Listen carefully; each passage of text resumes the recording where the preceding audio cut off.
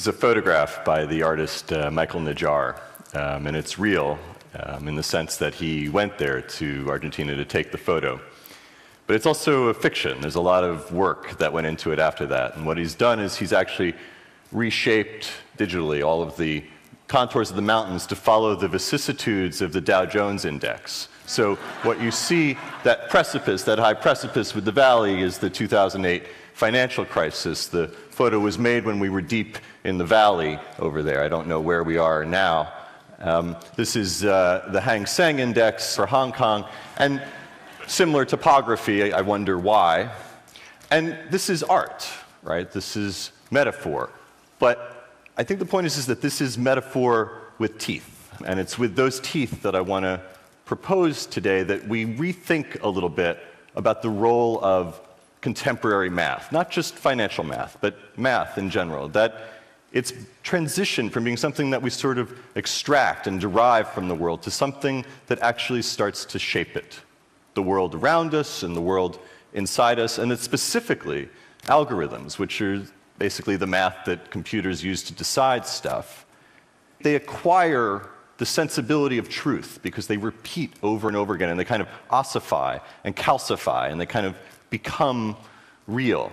And I was thinking about this, of all places, on a transatlantic flight a couple years ago, because I happened to be seated next to a Hungarian physicist about my age, and we were talking about what life was like during the Cold War for physicists in Hungary, and I said, so what were you doing? And he said, well, we were mostly breaking stealth. And I said, that's a good job. That's interesting. How does that work? And so to understand that, you have to understand a little bit about how stealth works. And so this is an oversimplification, but basically, it's not like you can just pass a radar signal right through 156 tons of steel in the sky. It's not just going to disappear. But if you can take this big, massive thing, and you could turn it into a million little things, something like a flock of birds, well, then the radar that's looking for that has to be able to see every flock of birds in the sky. And if you're a radar, that's a really bad job. And he said, yeah. He said, but that's if you're a radar. He said, so we didn't use a radar. We built a black box that was looking for electrical signals, electronic communication.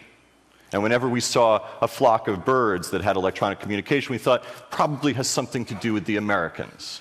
And I said, yeah, that's good, that's good. So you've effectively negated 60 years of aeronautic research. What's your act two? You know, like, what do you do when you grow up? And he said, well, you know, financial services. And I said, oh, because those have been in the news lately. And I said, how does that work? And he said, well, there's 2,000 physicists on Wall Street now, and I'm one of them. And I said, well, so what's the black box for Wall Street? And he said, well, it's funny that you asked that, because it's actually called black box trading. And it's also sometimes called algo trading, algorithmic trading. And algorithmic trading evolved in part because institutional traders have the same problems that the United States Air Force had, which is that they're moving these positions, whether it's Procter & Gamble or Accenture or whatever, they're moving like 1 million shares of something through the market. And if they do that all at once, it's like playing poker and just going all in right away, right? You just tip your hand.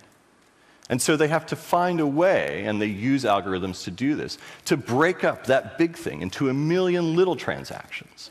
And the magic and the horror of that is that the same math that you use to break up the big thing into 1 million little things can be used to find 1 million little things and sew them back together and figure out what's actually happening in the market. So if you need to have some image of what's happening in the stock market right now, what you can picture is a bunch of algorithms that are basically programmed to hide, and a bunch of algorithms that are programmed to go find them and act. And all of that's great, and it's fine, and that's 70% of the United States stock market, 70% of the operating system formerly known as your pension, your mortgage.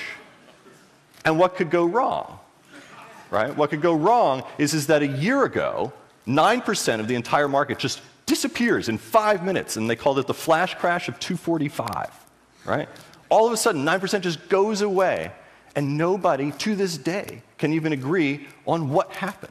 because nobody ordered it. Nobody asked for it. Nobody had any control over what was actually happening. All they had was just a monitor in front of them that had the numbers on it and just a red button that said, stop. And that's the thing, right, is that we're writing things. We're writing these things that we can no longer read. And we've rendered something kind of illegible. And we've lost the sense of what's actually happening in this world that we've made. And we're starting to make our way. There's a company in Boston called Nanex, and they use math and magic and I don't know what, and they reach in to all the market data, and they find, actually, sometimes some of these algorithms, and when they find them, they pull them out, and they pin them to the wall like butterflies. And they do what we've always done when confronted with huge amounts of data that we don't understand, which is that they give them a name and a story. So this is one that they found. They called the knife, the carnival, the Boston shuffler, Twilight. And the gag is that, of course, these aren't just running through the market, right? You can find these kinds of things wherever you look once you learn how to look for them, right? You can find it here, this book about flies that you may have been looking at on Amazon. You may have noticed it when its price started at $1.7 million. It's out of print still. If you had bought it at 1.7, it would have been a bargain. A few hours later, it had gone up to $23.6 million plus shipping and handling. And the question is, nobody was buying or selling anything. What was happening? And you see this behavior on Amazon as surely as you see it on Wall Street. And when you see this kind of behavior, what you see is the evidence of algorithms in conflict, algorithms locked in loops with each other without any human oversight, without any adult supervision to say, actually, 1.7 million is plenty. You stick with that. And as with Amazon, so it is with Netflix. Right? And so Netflix has gone through several different algorithms over the years. They started with Cinematch, and they've tried a bunch of others. There's Dinosaur Planet, there's Gravity, they're using Pragmatic Chaos now. Pragmatic Chaos is, like all of Netflix algorithms, trying to do the same thing. It's trying to get a grasp on you, on the firmware inside the human skull, so that it can recommend what movie you might want to watch next, which is a very, very difficult problem. But the difficulty of the problem and the fact that we don't really quite have it down, it doesn't take away from the effects that Pragmatic Chaos has. Pragmatic Chaos, like all Netflix algorithms, determines, in the end, 60% of what movies end up being rented, right? So one piece of code with one idea about you is responsible for 60% of those movies. But what if you could rate those movies before they get made, right? Wouldn't that be handy? Well, so a few data scientists from the UK are in Hollywood, and they have story algorithms in a company called Epagogix. And you can run your script through there, and they can tell you quantifiably that that's a $30 million movie or a $200 million movie. And the thing is that this isn't Google, right? This isn't information. These aren't financial stats. This is culture. And what you see here, or what you don't really see normally, is that these are the physics of culture. And if these algorithms, like the algorithms on Wall Street, just crashed one day and went awry, how would we know? What would it look like? And they're in your house, right? They're in your house, right? These are two algorithms competing for your living room. These are two different cleaning robots that have very different ideas about what clean means, and you can see it if you slow it down and attach lights to them. And they're sort of like secret architects in your bedroom, you know? And the idea that architecture itself is somehow subject to algorithmic optimization is not far-fetched. It's super real, and it's happening around you. You feel it most when you're in a sealed metal box, a new style elevator. They're called destination control elevators. These are the ones where you have to press what floor you're going to go to before you get in the elevator, and it uses what's called a bin packing algorithm. So none of this mishigas of just letting everybody go into whatever car they want. Everybody who wants to go to the 10th floor goes into car 2, and everybody who wants to go to the 3rd floor goes into car 5. And the problem with that is that people freak out. People panic.